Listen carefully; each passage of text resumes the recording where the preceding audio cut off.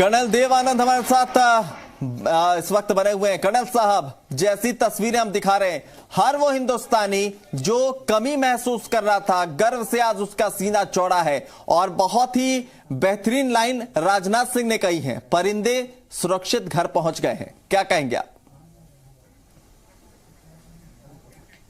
जी, मैं ये कहूंगा कि आज सबसे पहले इस लैंडिंग के ऊपर कि इस आज के पल ने हमारा सीना चौड़ा कर दिया है। बिल्कुल। और देश के लिए बधाई देना चाहूंगा, सरकार को बधाई देना चाहूंगा, आप सबको बधाई देना चाहूंगा कि आप ऐसे प्रोग्राम कर रहे हैं जो देश के मनोबल और सैनिक का मनोबल ऊंचा कर रहा है साहब। और यही जो मैं बात कह रहा था आपसे, जो एक छोटी सी बात चल रही थी हमारी चर्चा कि चीन और भारत का क्या मुकाबला रहेगा इस वेपन सिस्टम के आने से। जी, हमारे साथी चर्चा कर रहे थे, बहुत टेक्निकली बातें कर रहे थे, पर एक चीज बताना चाहूंगा साहब कि जहां तक J-20 का सवाल है, J-20 चीन ने अभी तक कहीं भी ऑपरेशनल नहीं किया है। नंबर एक। नंबर दो, चीन के पास इसका तोड़ अभी तक नहीं है। जी। नंबर तीन, इसको जब ये अपना यहां लाएगा ऊंची पहाड़ियों में, जब पहाड़ियों में तिब्बत में आएगा तो इसकी ऑपरेशनल काबिलियत कितनी होगी वो तो समय बताएगा। ठीक है। नंबर चार, चीन की सेना और एयरफोर्स को कितना तजुर्बा है ऐसे वेपन प्लेटफॉर्म और भारतीय जाबाज पायलट का सवाल ये सामना करने का। रफाल हमारे अलावा तीन और भी देशों के पास है, हमारे अलावा 3 और देशों के पास राफाल है, लेकिन भौगोलिक स्थिति जो है वो हिंदुस्तान की जो भौगोलिक स्थिति है उसके लिए क्या सबसे ज्यादा सुटेबल राफाल है? क्योंकि इससे भी बहुत ज्यादा असर पड़ता है कि हमारे पास वेपन कौन से हैं, हमारी भौगोलिक परिस्थितियां कैसी हैं। और ऐसे में लद्दाख की परिस्थितियों को अगर देखें तो राफाल जो है बाकी देशों के मुकाबले भारत के लिए सबसे ज्यादा उपयुक्त हो जाता है। जी देखिए साहब, बहुत अच्छा सवाल है आपका। मैं आपको बताना चाहूंगा कि बाकी देशों की इराक और लीबिया जहां पर थी, हमारी स्थिति बिल्कुल अलग है। एक तरफ समुद्र है, एक तरफ हमारी बहुत 22,000 फुट तक ऊंचाई वाला लेह लद्दाख इलाका है। पर मैं इसी के लिए मैं नागरिकों को, जो दर्शकों को बताना चाहूंगा कि राफेल के अंदर हाई ऑल्टीट्यूड वॉरफेयर की कैपेबिलिटी है जी। और अगर कुछ थोड़ा सा मैं समझाऊं कि इसकी जो टर्निंग कैपेबिलिटी है बहुत फास्ट एंड नैरो एंगल्स पे है। बिल्कुल। और ये करीब 1 मिनट में 64,000 फीट ऊंचाई पकड़ सकता है साहब। और इसके अंदर हर मौसम के अंदर काम करने की काबिलियत है। बियॉन्ड विजुअल साइट ये मिसाइल फायर कर सकता है और टारगेट को बर्बाद कर सकता है। एक साथ में मल्टीपल टारगेट्स को बर्बाद कर सकता है। और लास्टली जो सबसे बड़ी बात है, अभी तक दुनिया के अंदर इसको रडार में पकड़ने वाला कोई भी रडार नहीं बना है। और अगर गलती से कोई रडार पकड़ भी ले तो इसको अभी तक गिराने वाला कोई भी नहीं मिला है। तो इनके कारण मैं मानता हूं हमारे लेह लद्दाख, हमारे मिजोरम और हमारे ईस्टर्न इंडिया में और पाकिस्तान की तो साहब चर्चा ही बंद कर दो। ठीक है। अब तो ये बहुत दिलचस्प है कर्नल साहब, आपने 2-3 बार इस बात का जिक्र किया कि पाकिस्तान की तो चर्चा ही बंद कर दो। क्या वाकई में, ये बहुत सीधा सवाल मैं जानना चाहूंगा, क्या वाकई राफेल, अभी 5 राफेल आए हैं, 36 राफेल विमान है कुल, अगर वो तमाम चीजें आ जाती हैं तो वाकई क्या पाकिस्तान को बिल्कुल दरकिनार कर देने की जरूरत है? पाकिस्तान दूर दूर तक हमारे आसपास भी नहीं भटकेगा? देखिए साहब, ये मैं पाकिस्तान को करने की इसलिए चर्चा कर रहा हूं कि हमारी पार्लियामेंट ने ये कह दिया कि पीओके लेंगे।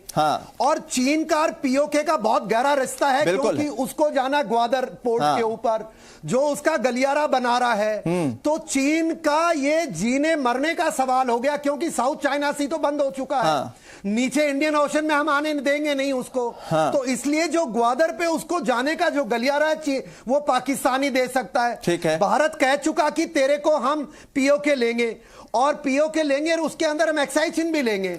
तो चीन का ये कुछ इच्छा थी कि वो कुछ कर पाए, लेकिन जैसी सामरिक दृष्टि, इंटरनेशनल एरिना के ऊपर जो डेवलपमेंट हुए हैं, जिस प्रकार से चीन को पटकनी दुनिया ने आइसोलेट कर दिया है, तो ये चीन का आखिरी दाव है। और इस राफेल एक सवाल और महत्वपूर्ण हो जाता है ये सवाल। देखिए, हमारी ताकत क्या है, कैसी है, कितनी है, ये बहुत हद तक हमारी सरकारों पर भी निर्भर है कि हम उसका इस्तेमाल कैसे करते हैं। मौजूदा सरकार को देख देखकर और मौजूदा हालातों को देखकर आपको क्या लगता है कि जब हमारे पास ये तमाम राफेल विमान आ जाएंगे, अटैकिंग मोड पर होंगे, डिफेंसिव मोड पर होंगे, जरूरत के हिसाब से अटैकिंग जरूरत लगती है कि इसे अटैक पर रखा जाए, फ्रंट लाइन में रखा जाए, लेकिन क्या आपको लगता है कि इस तरह क्या फैसला लिया जा सकता है? और अगर लिया जाता है क्या कुछ बदलेगा? क्योंकि बार बार हिमाकत दोनों पड़ोसी मुल्क करते रहते हैं और आपने कहा कि पाकिस्तान को छाट कर चलिए, लेकिन पाकिस्तान के पीछे चीन खड़ा है, तो कुल मिलाकर देखें दोनों दुश्मन दो शक्ल हैं, आत्मा उनकी एक ही है। ऐसे में कितना अटैकिंग इन्हें रफाल विमानों को बनाना चाहिए और कितने दिनों में ये तैयार हो जाएंगे?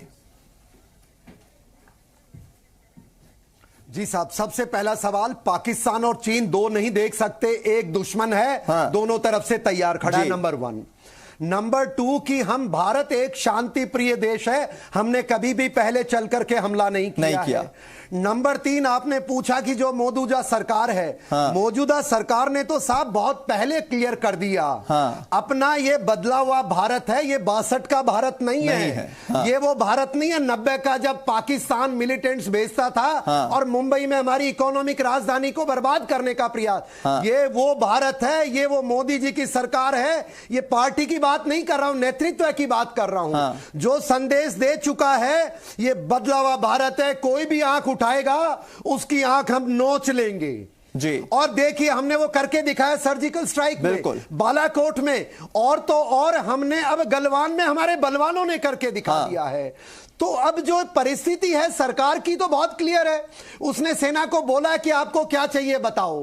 अब जो चीन ने दुस्साहस किया है, हाँ। मैं तो ये कहता हूं कि चीन या तो अगले 10 दिन में हट जाएगा साहब, हाँ। और अगर नहीं हटता है तो एक गलती कर दे, हाँ। वो चमगादड़ चीन एक गलती कर दे और मैं बताता हूं भारतीय सेना T-90 टैंक हम पूरे के पूरे हम उस कराकोरम पास पर चढ़ने को तैयार हैं। ये बहुत बड़ी बात आप कह रहे हैं कर्नल साहब, छोड़ के जाना ही पड़ेगा। बहुत बड़ी बात आपने कही है कि हम क्या वाकई में हम पूरी तरह से तैयार हैं। देखिए क्योंकि क्या कुछ तैयारियां हैं इसका आकलन आपको है, हमसे बेहतर आकलन आपका हो सकता है। तो ये बहुत बड़ी बात आप कह रहे हैं कि 10 दिन में अगर चीन पीछे नहीं हटा तो T-20 जो भीष्म टैंक है और अब राफेल भी पहुंच चुका है, चीन की हिमाकत का जवाब हिंदुस्तान दे देगा। बिल्कुल साहब, बिल्कुल देगा और चीन को जाना पड़ेगा। हाँ। चीन का समय आ गया है कि वो हमारा एक्साइज चीन खाली कर दे, और अगर लंबी लड़ाई लड़ेगा तो भारत मां भारती के इतने लाल है हिंदुस्तान में जो उसकी गर्दन फिर मरोड़ देंगे साहब जी। चलिए ये बिल्कुल राफेल के आने से हमारी जो ताकत है उसमें इजाफा हुआ है, जज्बात भी जो है मजबूत है, और अब दुश्मनों को उनकी भाषा में घर में घुसकर मारने की ताकत जो हिंदुस्तान को हासिल हो गई है। लेकिन इसके साथ साथ कर्नल साहब एक महत्वपूर्ण सवाल यह भी हो जाता है। देखिए कहते हैं कि जब सेनापति मजबूत होता है, यानी फ्रंट लाइन जब आपका मजबूत होता है, तो पीछे जो आपके सैनिक होते हैं वो भी बहुत ही मजबूती, उसी शौर्य, उसी वीरता का परिचय देते हैं। हिंदुस्तान के पास मिग समेत जितने भी एयरक्राफ्ट फाइटर जेट्स मौजूद थे, उन्होंने वक्त वक्त पर अपने शौर्य का प्रदर्शन किया है। अब फ्रंट में राफेल है, उसके आ जाने से जो सेकंड रो है, थर्ड रो है हमारे एयरक्राफ्ट की, उससे कितनी मजबूती मिलेगी और अब उसके डिप्लॉयमेंट पर कितना असर पड़ेगा? देखिए साहब ऐसा है, ये थोड़ा सा आपने टेक्निकल सवाल पूछा तो मैं दर्शकों के लिए बताना चाहूंगा, हाँ। कि जो हमारे हथियार डिप्लॉयड होते हैं, हाँ। वो इस तरह से डिप्लॉय होते हैं कि जो दुश्मन के हथियार हैं उनको कैसे न्यूट्रलाइज किया जाए, हाँ। पहली चीज। दूसरी चीज आपने कहा कि राफेल आने से हमारे को हमारा जो फॉरवर्ड एरिया वो बहुत मजबूत होता है। आपने बिल्कुल सही कहा साहब, हाँ। क्योंकि देखिए ये जो जखीरा हमारी एक ही कमी थी, वो कमी ये थी कि हम दुश्मन की जो रेंज है उससे ज्यादा रेंज वाला हमारे पास एयरक्राफ्ट अभी तक इस तरीके का नहीं था। अब राफेल आने से, जैसे मैंने आपको पहले बताया कि राफेल को दुश्मन की रडार नहीं पकड़ सकती जी। और राफेल उनको पकड़ सकता है, हाँ। राफेल उनको न्यूट्रलाइज कर सकता है और उनको बर्बाद कर सकता है। ठीक है। और जहां तक हमारे सैनिकों का ताल्लुक है, पायलट्स का ताल्लुक है, हाँ। हम पहले ही कह चुके they are the best in the world. बिल्कुल। और दूसरी बात सरकार की बात है तो मैं मानता हूं मोदी जी जैसा लीडर है आज के दिन, हमें चिंता की जरूरत नहीं है। और सरकार ने तो बहुत साफ ठीक है कर्नल साहब, आपके पास आएंगे, इसी बात को आगे बढ़ाएंगे, लेकिन हमारे सहयोगी कुछ जानकारी दे रहे हैं, एक बार उनका रुख कर लेते हैं। और अंबाला एयरबेस हमेशा दुश्मन की आंखों में खटकता रहा। 1965 और 1971 दोनों ही युद्धों में पाकिस्तानी एयरफोर्स ने अंबाला एयरबेस को अपना निशाना बनाया था, लेकिन इसको इस तरह शानदार ढंग से इसके सारे एसेट्स को, सारे एयरक्राफ्ट को, सारी चीज़ों को छुपा कर रखा गया था कि कोई खास डैमेज नहीं कर पाए। जिस जगह पर हम खड़े हुए हैं उससे बमुश्किल तमाम 1-1.5 किलोमीटर अंदर एक पॉल्स चर्च कहलाता है, बहुत पुराना चर्च, अंग्रेजों के ज़माने का, 1857 की क्रांति के आसपास इसे बनाया गया था। उस चर्च को थोड़ा सा नुकसान पहुंचा था और बाकी इस एयरबेस को कभी भी पाकिस्तान कोई नुकसान पहुंचा नहीं पाया। इस एयरबेस पर एक जगुआर फाइटर एयरक्राफ्ट की स्क्वाड्रन होती है, उसके अलावा MiG-21 एयरक्राफ्ट की स्क्वाड्रन होती है। ये तीसरी तरह का एयरक्राफ्ट है जो इस एयरबेस पर आएगा। जगुआर और MiG-21 दोनों ही पुरानी पीढ़ी के एयरक्राफ्ट हैं, लेकिन बहुत ही कारगर एयरक्राफ्ट आज भी हैं। MiG-21 जिनकी तादाद कभी भारतीय वायुसेना में सबसे ज़्यादा थी, आज भी दुनिया के सबसे शानदार इंटरसेप्टर एयरक्राफ्ट, यानी आसमान में दुश्मन को रोकने के लिए सबसे कामयाब एयरक्राफ्ट माना जाता है।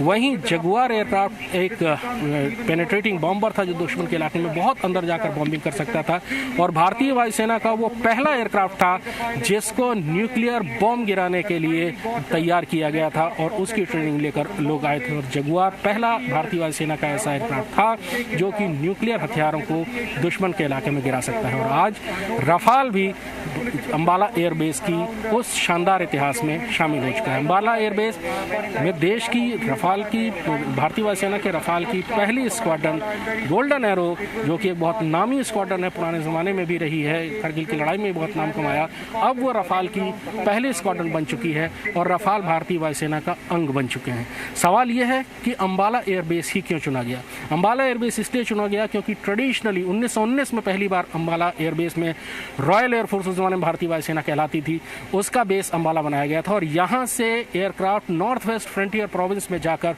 बम्बार्डमेंट करते थे। यहाँ से चीन और पाकिस्तान दोनों ही के जो भी ठिकाने हैं दुश्मन के, उन पर यहाँ से हमला किया जा सकता है, उनको काबू में किया जा सकता है। दोनों ही सीमाओं पर बहुत अच्छे से निगाह रखी जा सकती है, इसलिए अंबाला एयरबेस बहुत महत्वपूर्ण है। और रफाल की यहाँ पर बेस बनाने से इस एयरबेस की महत्ता और ज़्यादा बढ़ गई है। मीमांसा बिल्कुल, तो अंबाला को एयरबेस बनाने के लिए और यहां पर राफेल की तैनाती ने जो है परिस्थितियों को और ज्यादा माकूल बना दिया है और यही वजह है कि दुश्मनों की छटपटाहट जो है और ज्यादा बढ़ गई है। कर्नल साहब, जैसा हमारे संवाददाता जानकारी दे रहे थे कि अंबाला एयरबेस जो है इसकी अपने आप में एक महत्ता है और इसने हर वक्त अपनी महत्वपूर्णता को साबित किया भी है, क्योंकि चीन हो या पाकिस्तान हो बराबर नजर रखी जा सकती है और पलक झपकते ही यहां से दुश्मनों को सबक सिखाने के लिए उड़ान भी भरा जा सकता है। अंबाला को लेकर यहां पर इसकी तैनाती हुई है, क्या कुछ महत्वपूर्ण हो जाता है? और जैसा हमारे संवाददाता जानकारी भी दे रहे थे कि दुश्मनों को खटकता बहुत है अंबाला और वहां पर अब राफेल भी मौजूद हो जाएगा, तो कहते हैं कि जले पर नमक वाली स्थिति हो जाएगी। बिल्कुल साहब, देखिए अंबाला एक स्ट्रेटेजिकली लोकेटेड जगह है हमारे भारतवर्ष की, और ये खंडित होने से पहले भी अंग्रेजों के जमाने में भी, जैसा अभी आपने ही बताया कि ये बेस था जहां पर इक्वली वेस्टर्न और ईस्टर्न और नॉर्दर्न बॉर्डर्स पे स्ट्राइक कर सकते थे। आज के दिन ये हमारा फॉरवर्ड एयर बेस में शामिल हुआ जब से 47 के बाद में हमारा विभाजन हुआ है। अब अंबाला में क्योंकि राफेल की जो रेंज है वो बहुत ज्यादा है साहब जी, और हमारा मकसद यह है कि चीन और पाकिस्तान जैसे हम चर्चा कर रहे थे, आने वाले समय में ये दोनों नाग हैं हमारे लिए, और इन दोनों नाग को एक साथ इफेक्टिवली न्यूट्रलाइज करने के लिए ये बहुत सही जगह चुनी गई है, नंबर एक जी। नंबर दूसरा, इसके अंदर जो इंफ्रास्ट्रक्चर है, जैसे मैं न्यूज में सुन रहा था, यहां पर बहुत अच्छे आले दर्जे का इंफ्रास्ट्रक्चर तैयार किया हुआ है, यहां पर ट्रेनिंग फैसिलिटीज अच्छी बनी हुई है, तो उस नजरिए से बहुत अच्छी जगह है ये। तीसरा क्या है कि देखिए साहब, पाकिस्तान यहां से, पाकिस्तान का अफगानिस्तान का जो बॉर्डर है वो मैक्सिमम 250 किलोमीटर पड़ता है अंबाला से, और जो चीन का LAC है वो भी करीब 350 किलोमीटर पड़ता है।